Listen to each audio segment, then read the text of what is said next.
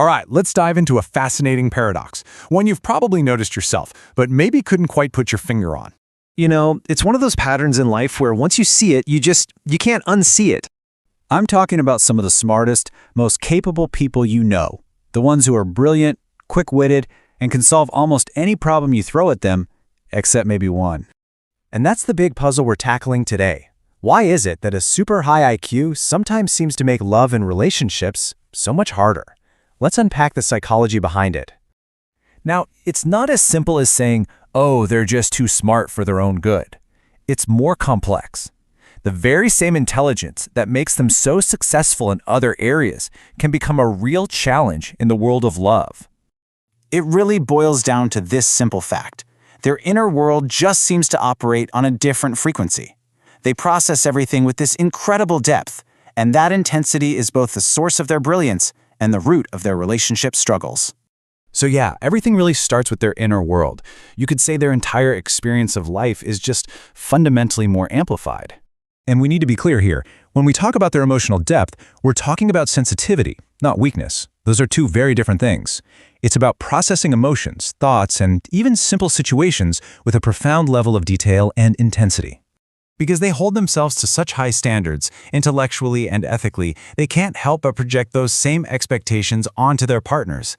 They crave a level of honesty, clarity, and self-awareness that, frankly, isn't always easy for someone else to live up to, and that creates this silent pressure in the relationship. And this quote just says it all. If one person is processing the relationship on this incredibly deep analytical level and the other person isn't, that gap doesn't create connection, it creates distance. It's almost like one person is speaking in poetry and the other's just speaking in prose. Okay, so this intense inner world leads us directly to the number one hurdle, overthinking. I mean, it makes sense, right? When your brain is your greatest tool, you're gonna try to use it for everything, and that includes love. And this is where the trouble really kicks in. Love is meant to be felt, to be experienced. But a highly analytical mind has this impulse to deconstruct it, to turn it into a mental project. They analyze patterns, question intentions, try to predict outcomes, and in doing so, they can accidentally strip the romance of all its spontaneous, emotional magic. So, we've seen how their internal world is different. Now let's talk about how all that intensity and depth can get completely lost in translation when it comes to communication. This is a classic psychological idea, and it's so important here. The curse of knowledge is basically when you know a topic so well, you totally forget what it's like not to know it. In relationships, this can cause them to assume their partner just automatically understands their complex thoughts, or they might over-explain things in a way that feels more like a lecture than a heartfelt conversation. And think about this. Their amazing ability to recognize patterns is a superpower in most fields, but it can be a real problem when you're trying to build trust.